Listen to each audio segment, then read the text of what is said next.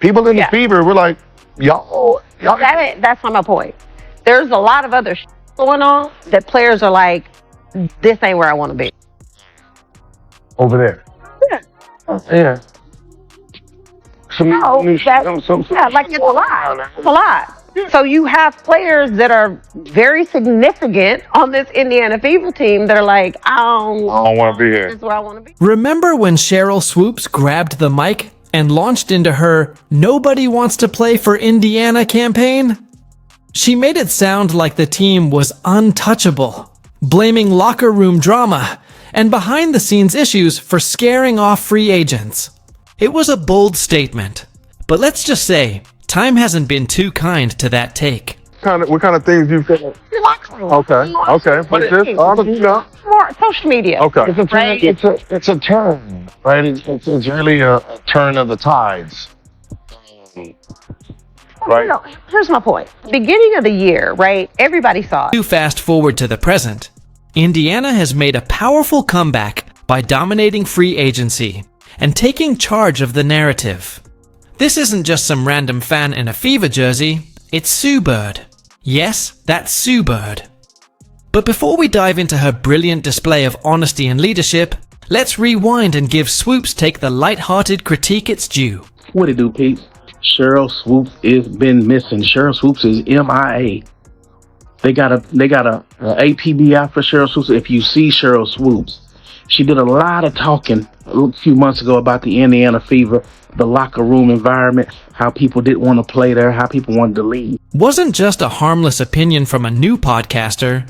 This was a Hall of Famer launching a full-scale critique of Indiana's reputation. Swoopes didn't hold back. She sounded the alarm, claiming Indiana was where talent faded into obscurity. According to her, the locker room was in disarray, the culture broken, and no true star would choose to join the franchise. She even went as far as saying Caitlin Clark was walking straight into a basketball nightmare.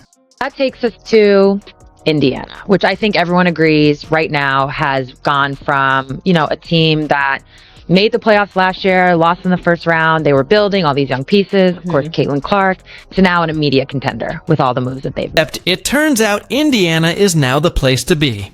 Free agents aren't running. They're sprinting to be part of the Caitlin Clark experience. And guess who sees it for what it is? Sue Bird. And when Sue speaks, the whole league leans in. I think Natasha Howard certainly stands out. I love playing with Tosh. But you cannot say enough. I cannot say enough. Yeah. I really enjoy playing with her.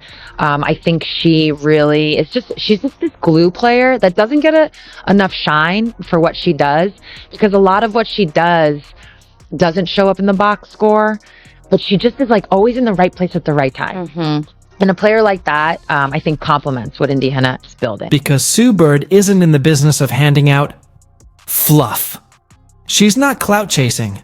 This is a 4-time WNBA champ, 5-time Olympic gold medalist, and one of the sharpest minds women's basketball has ever known. Her opinions aren't takes, they're court orders. So Sue Bird is one of the greatest point guards of all time in the WNBA. And she's someone who obviously is a part owner in the Seattle Storm. So hyping up another team is a bit of a conflict of interest, if we're being honest. Let's be clear. Sue didn't jump on the Fever hype train with pom-poms. She did what any seasoned legend would do. Told people to calm down with the title Favorites Chance. That's classic.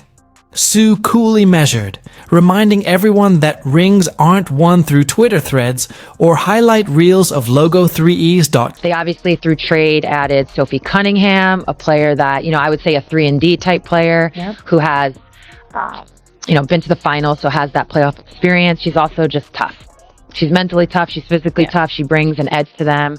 And then last but not least, they added DeWanna Bonner, which really I think is the one that, for most people, took it to another level. So now you're like, oh, they're. But if you actually listened to her, you'd realize she wasn't throwing shade. She was dropping warnings because underneath the level-headed tone, the message was crystal clear. Indiana is cooking something special.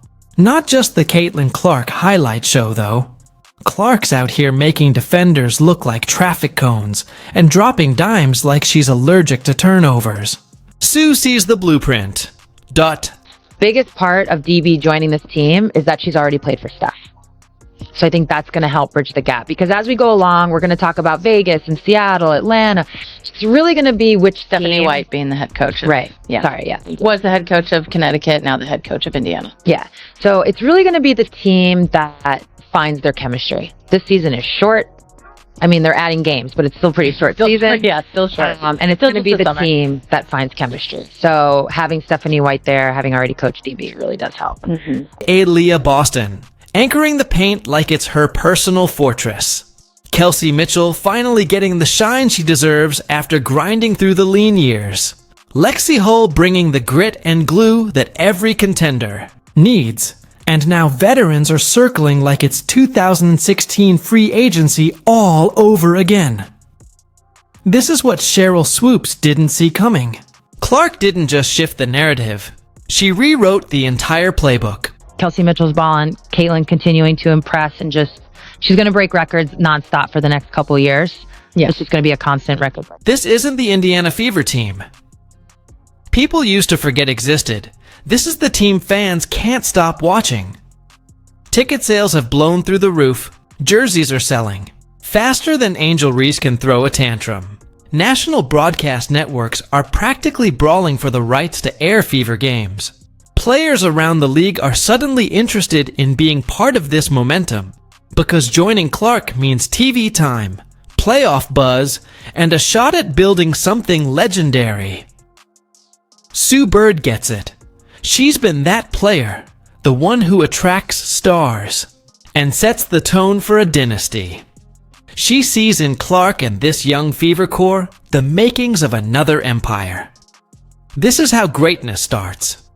With a transcendent rookie, a solid foundation, and vets who want to ride the wave. There's something about the way she plays the game, her passing, her shooting, that people really identify with. So I really feel like we're poised and we're set up for a great, successful next era of Fever basketball. So while Sue is out here, calmly mapping out the Fever's rise like a general at war, Sheryl Swoopes is watching her credibility evaporate faster than her takes get disproven. The Fever aren't a cautionary tale. They're the future. And if the rest of the league doesn't wake up soon, they're going to find themselves watching Indiana lift trophies while they're stuck quoting cold takes from last season's group chats. 3 WNBA MVPs in your career. Would you consider each of those 3 seasons as dominant seasons for yourself? No.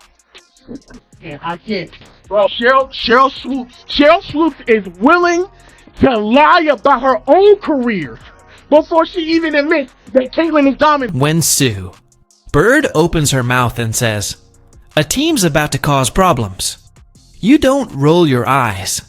You take notes, because Sue isn't some retired legend desperately clinging to the spotlight with spicy takes for clicks. She's a certified basketball sont. And when she drops a take, it's not opinion, it's prophecy. And her message about the Indiana Fever clear as day. They're not knocking on the door. They've already walked in and claimed a seat at the table. Here's where Sheryl Swoopes completely whiffed it with her dusty "nobody wants to play in Indiana" rant. She made it sound like Caitlin Clark wandered into a basketball wasteland, but Swoopes didn't do her homework. This wasn't some magical rebuild that fell from the sky when Clark was drafted. No, the Fever have been grinding in the shadows for years, stacking talent, taking L's, and building a foundation while most people weren't even watching. Clark was the spark, sure, but this thing was already smoldering. To you about the experience, the champions that have been added to this one. Yeah, I think that's kind of what everybody talked about when we were in the playoffs last year of, we really didn't have much experience at all playing in playoff games. I don't know what the exact number was, but we really lacked in that area. So just adding pieces of, players that have been in this league, they know what it takes to win. They know what it takes to get to the finals. They know what it takes to win championships. I think it's exactly what we needed in our locker room. So it's just exciting, but also they're not only really good basketball players, they're really great leaders and really great people. And I know the front office obviously really prioritized that and looking for the pieces that we wanted to add. So really thankful for that as well.